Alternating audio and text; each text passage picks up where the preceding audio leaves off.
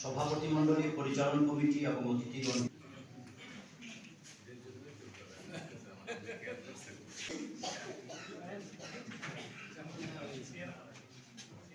ভারতের communist party মার্ক্সবাদীর 24তম Khowai মহকুমা সম্মেলন আজ এবং আগামীকাল 7 এবং 8ই ডিসেম্বর অনুষ্ঠিত হতে যাচ্ছে। এই সম্মেলনে আমাদের মহকুমার 11টি অঞ্চল থেকে 208 জন প্রতিনিধি সেখানে অংশগ্রহণ করছেন এবং এই সম্মেলন উপলক্ষে ইতিমধ্যেই আমাদের পতাকা উত্তোলন এবং শহীদ স্মরণ কর্মসূচি সম্পন্ন হয়েছে।